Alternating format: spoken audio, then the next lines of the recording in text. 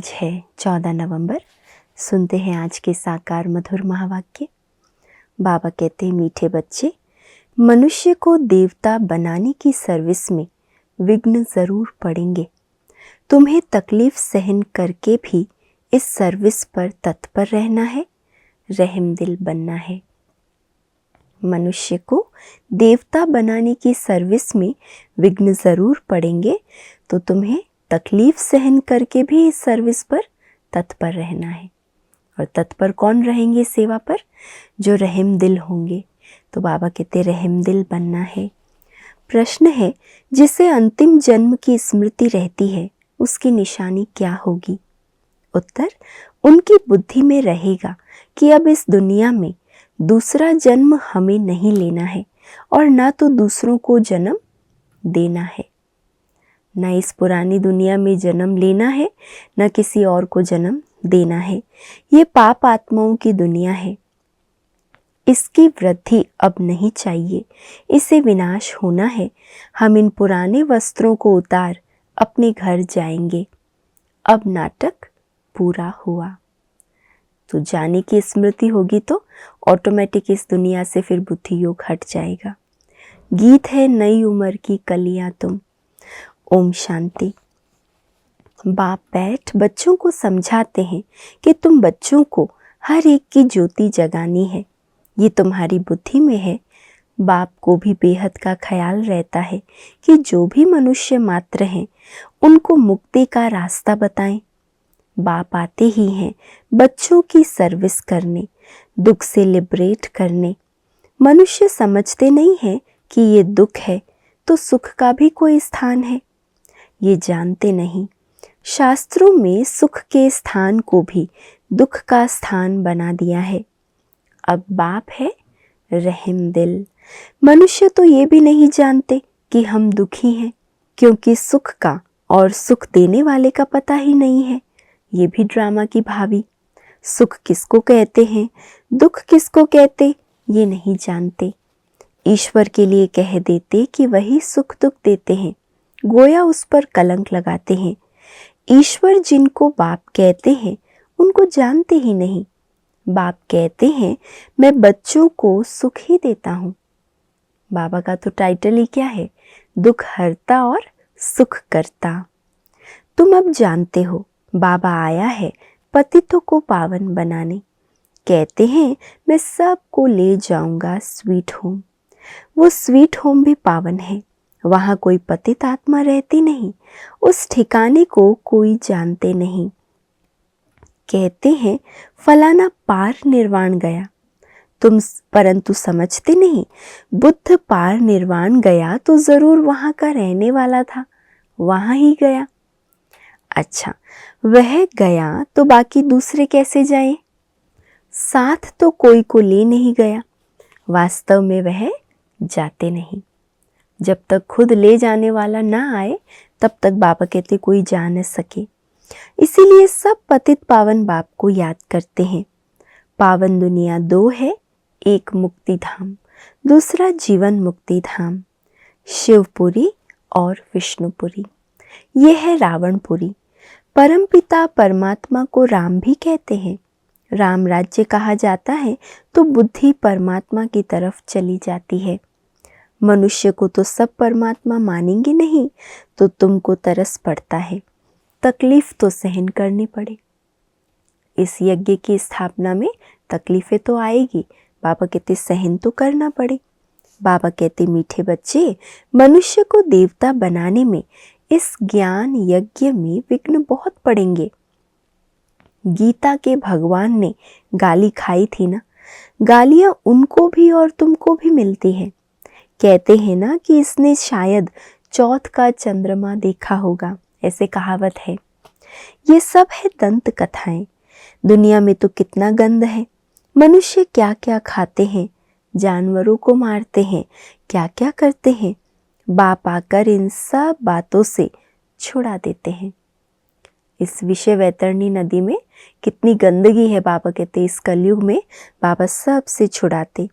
दुनिया में मारामारी कितनी है, तुम्हारे लिए बाप कितना सहज कर देते हैं। बाप कहते हैं तुम सिर्फ मुझे याद करो तो विकर्म विनाश हो जाएंगे, सबको एक ही बात समझाओ। बाप कहते हैं अपने शांति धाम और सुख धाम को याद करो, तुम असल वहाँ के रहवासी हो। सन्यासी लोग भी वहाँ के लिए ही रास्ता बताते हैं। अगर एक निर्वाण धाम चला गया तो फिर दूसरे को कैसे ले जाएंगे? उनको कौन ले जाएगा? समझो बुद्ध निर्वाण धाम में गया, उनके बौद्धि तो यहाँ बैठे हैं ना, उनको वापस ले जाए ना। बाबा कहते वो गया तो साथ में उनके फॉलोअर्स को भी ले जाना चाहिए ना। गाते भी हैं जो पैगंबर है सबकी रूह यहाँ है, यानी किसी न किसी शरीर में है, फिर भी महिमा गाते रहते। अच्छा, धर्म स्थापन करके गए, फिर क्या हुआ? मुक्ति में जाने के लिए मनुष्य कितना माथा मारते हैं। उसने तो ये जप तप तीर्थ आदि नहीं सिखाया। बाप कहते हैं मैं आता ही हूँ सबकी गति सदगति करने, सबको ले जाता हूँ। सतयुग में जीवन मुक्ति है, एक ही धर्म है, बाकी सब आत्माओं को वापस ले जाते हैं। तुम जानते हो वो बाबा है बागवान, हम सब माली हैं। मम्मा बाबा और सब बच्चे माली बन बीज बोते रहते हैं। कलम निकलती है, फिर माया के तूफान लग पड़ते हैं। अनेक प्रकार के तूफान लगते हैं, ये है माया के विघ्न। तूफान लगते हैं तो पूछना चाहिए बाबा इसके लिए क्या करना चाहिए? श्रीमत देने वाला बाप है। तूफान तो लगेंगे ही। नंबर 1 है देह अभिमान। ये नहीं समझते कि मैं आत्मा अविनाशी हूँ, ये शरीर विनाशी है। हमारे 84 जन्म पूरे हुए, आत्मा ही पुनर्जन्म लेती है। खड़ी खड़ी एक शरीर छोड़ दूसरा लेना आत्मा का ही काम है।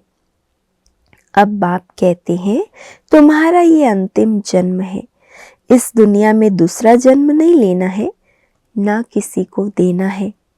पूछते हैं फिर सृष्टि की वृद्धि कैसे होगी? अरे इस समय सृष्टि की वृद्धि नहीं चाहिए, ये तो भ्रष्टाचार की वृद्धि है। ये रस्म रावण से शुरू हुई है। दुनिया को भ्रष्टाचारी बनाने वाला रावण ठहरा, श्रेष्ठाचारी राम बनाते हैं। इसमें भी तुमको कितनी मेहनत करनी पड़ती है। घड़ी घड़ी दे अभिमान में आ जाते हैं। अगर दे अभिमान में ना आए तो अपने को आत्मा समझे। सतयुग में भी अपने को आत्मा तो समझते हैं ना, जानते हैं अभी यह हमारा शरीर वृद्ध हुआ है, इनको छोड़कर नया लेंगे।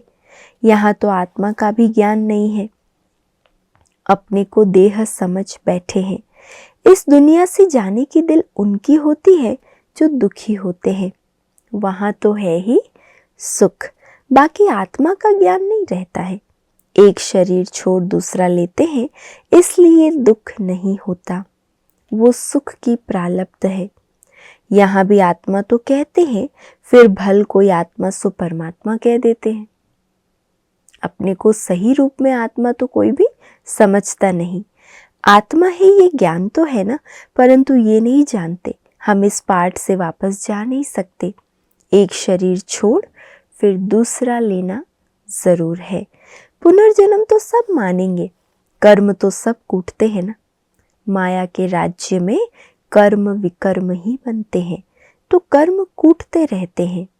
वहां ऐसे कर्म नहीं जो कूटने पड़े।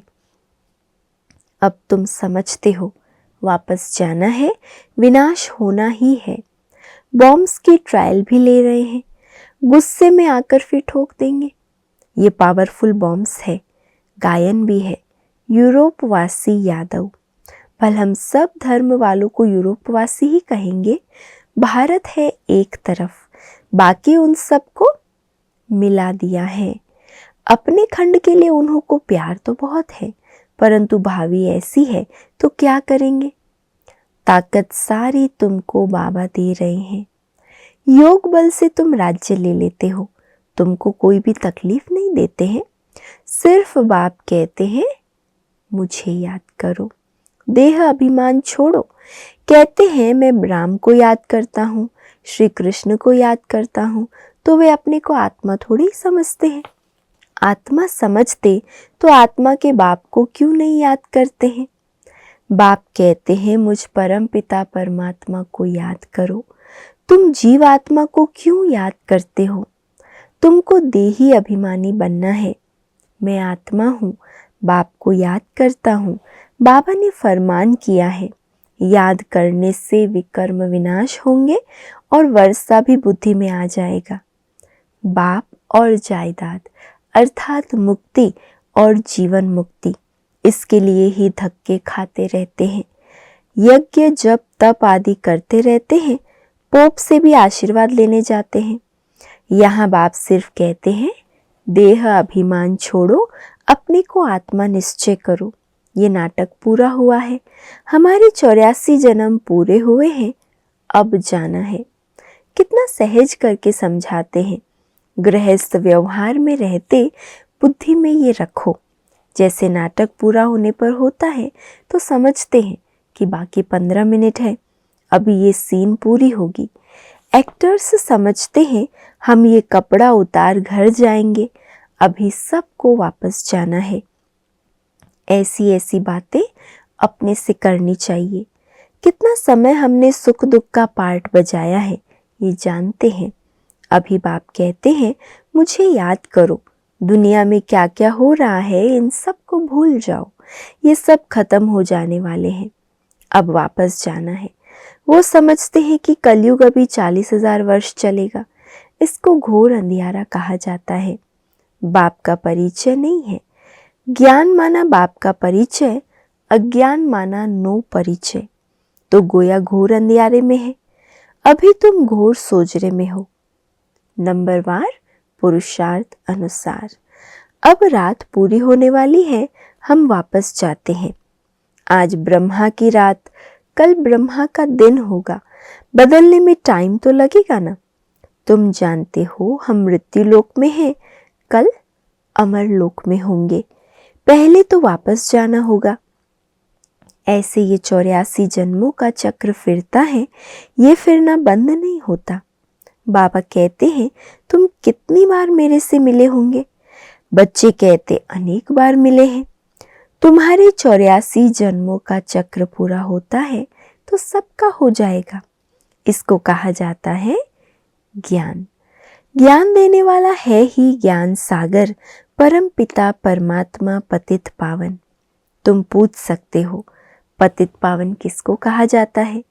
भगवान तो निराकार को कहा जाता है, फिर तुम रघुपति राघव राजा राम क्यों कहते हो? आत्माओं का बाप तो वह निराकार ही है। समझाने की बड़ी ही युक्ति चाहिए। दिन प्रतिदिन तुम्हारी उन्नति होती रहेगी, क्योंकि गुह्य ज्ञान मिलता रहता है। समझाने के लिए है सिर्फ अलफ की बात। अलफ को भूले तो आरफन हो गए, दुखी होते रहते हैं। एक द्वारा एक को जानने से तुम 21 जन्म सुखी हो जाते हो। ये है ज्ञान, वो है अज्ञान। जो कह देते परमात्मा सर्वव्यापी है, अरे वो तो बाप है। बाप कहते हैं तुम्हारे अंदर भूत सर्वव्यापी है, 5 विकार रूपी रावण सर्वव्यापी है। परमात्मा सर्वव्यापी नहीं है, विकार सर्वव्यापी है। ये बातें समझानी पड़ती है। हम ईश्वर की गोद में हैं, ये बड़ा भारी नशा होना चाहिए। फिर भविष्य में देवताई गोद में जाएंगे, वहाँ तो सदैव सुख है। शिव बाबा ने हमको एडॉप्ट किया है, उनको याद करना है, अपना भी और दूसरों का भी कल्याण करना है, तो राजाई मिलेगी। ये समझने की बड़ी अच्छी बात है। शिव बाबा है निराकार, हम आत्मा भी निराकार है। वहाँ हम अशरीरी रहते थे, बाबा तो सदैव अशरीरी ही है। बाबा कभी शरीर रूपी कपड़ा पहन पुनर्जन्म नहीं लेते। बाबा एक बार रीइनकार्नेट करते हैं। पहले पहले ब्राह्मण रचते हैं तो उनको अपना बनाकर और नाम रखना पड़े ना। ब्रह्मा नहीं तो ब्राह्मण कहाँ से आए? तो ये वही है जिसने पूरे 84 जन्म लिए हैं। गोरा जो फिर सांवरा बना है, श्याम से सुंदर, सुंदर से श्याम बनता है। भारत का भी हम श्याम सुंदर नाम रख सकते हैं। भारत को ही श्याम, भारत को ही गोल्डन एज सुंदर कहते हैं। भारत ही काम चिता पर बैठ काला बनता है, भारत ही ज्ञान चिता पर बैठ गोरा बनता है। भारत से ही माथा मारना पड़ता है। भारतवासी फिर और धर्मों में कन्वर्ट हो गए हैं। यूरोपियन और इंडियंस में फ़र्क नहीं दिखाई पड़ता है। वहाँ जाकर शादी करते हैं तो फिर क्रिश्चियन कहलाने लग पड़ते हैं। उनके बच्चे आदि भी उसी फीचर्स के होते हैं। अफ्रीका में भी शादी कर लेते हैं। अब बाबा विशाल बुद्धि देते हैं चक्र को समझने की। ये भी लिखा हुआ है, विनाश काले विपरीत बुद्धि। यादव और कौरवों ने प्रीत नहीं रखी, जिन्होंने प्रीत रखी उनकी विजय हुई। विपरीत बुद्धि कहा जाता है दुश्मन को। बाबा कहते हैं इस समय सब एक दो के दुश्मन हैं। बाप को ही सर्वव्यापी कह गाली देते हैं, या तो फिर कह देते जन्म मरण रहित है, उनको कोई भी नाम रूप नहीं है। ओ गॉड फादर भी कहते हैं, साक्षात्कार भी होता है आत्मा और परमात्मा का। उसमें और परमात्मा में फर्क नहीं रहता। बाकी नंबरवार कम जास्ती ताकत तो होती ही है। मनुष्य भल मनुष्य हैं, उनमें भी तो मर्तबे होते हैं। बुद्धि का फर्क है। ज्ञान सागर ने तुमको ज्ञान दिया है तो उनको याद करते हो, वह अवस्था तुम्हारी अंत में बनेगी। अमृत वेले सिमर सिमर सुख पाओ। भल लेटे रहो परंतु नींद नहीं आनी चाहिए। अपना हट कर बैठना चाहिए। मेहनत है। वैद्य लोग भी दवाई देते हैं अमृत वेले के लिए। ये भी दवाई है। रचता बाप ब्रह्मा द्वारा ब्राह्मण रचकर पढ़ाते हैं। ये बात सबको समझानी है। अच्छा, मीठे मीठे सिके लधे बच्चों प्रति माता पिता बाप दादा का याद प्यार और गुड मॉर्निंग। रूहानी बाप की रूहानी बच्चों को नमस्ते, और हम सब रूहानी बच्चों की रूहानी माता पिता बाप दादा को याद प्यार, गुड मॉर्निंग और नमस्ते। धारणा के लिए आज का मुख्य सार है, पहला, हमने ईश्वर की गोद ली है, फिर देवताई गोद में जाएंगे। इसी रूहानी नशे में रहना है। अपना और दूसरों का कल्याण करना है। दूसरा, अमृत वेले उठ ज्ञान सागर के ज्ञान का मनन करना है। एक की अव्यभिचारी याद में रहना है। देह अभिमान छोड़ स्वयं को आत्मा निश्चय करना है। आज का वरदान है, अमृत वेले से रात तक याद के विधि पूर्वक हर कर्म करने वाले सिद्धि स्वरूप भव। अमृत वेले से रात तक याद के विधि पूर्वक हर कर्म करने वाले सिद्धि स्वरूप भव। अमृत वेले से लेकर रात तक जो भी कर्म करो, याद के विधि पूर्वक करो तो हर कर्म की सिद्धि मिलेगी। सबसे बड़ी से बड़ी सिद्धि है प्रत्यक्ष फल के रूप में अतीन्द्रिय सुख की अनुभूति होना। सदा सुख की लहरों में, खुशी की लहरों में लहराते रहेंगे तो ये प्रत्यक्ष फल भी मिलता है और फिर भविष्य फल भी मिलता है। इस समय का प्रत्यक्ष फल अनेक भविष्य जन्मों के फल से श्रेष्ठ है। अभी अभी किया, अभी अभी मिला, इसको ही कहते हैं प्रत्यक्ष फल। स्लोगन है, स्वयं को निमित्त समझ हर कर्म करो तो न्यारे और प्यारे रहेंगे। मैंपन आ नहीं सकता। स्वयं को निमित्त समझ हर कर्म करो तो न्यारे और प्यारे रहेंगे। मैंपन आ नहीं सकता। और आज का व्यक्त इशारा है, सुख देने में सिर्फ ध्यान रखना, कभी मर्यादा तोड़ करके किसी को सुख नहीं देना। वह सुख के खाते में जमा नहीं होता है, वह ऑटोमेटिक मशीनरी दुख के खाते में जमा हो जाती है। भले आपने सुख दिया लेकिन मर्यादा तोड़ कर दिया तो दुख का खाता जमा होगा। इसलिए दिल से मर्यादा पूर्वक सुख दो, दिखावा मात्र नहीं, दिल से। सुखकर्ता के बच्चे एक सेकंड में अपनी मनसा द्वारा, वाणी द्वारा, संबंध संपर्क द्वारा सुख दो तो दुआएं जमा होगी। अच्छा, ओम शांति।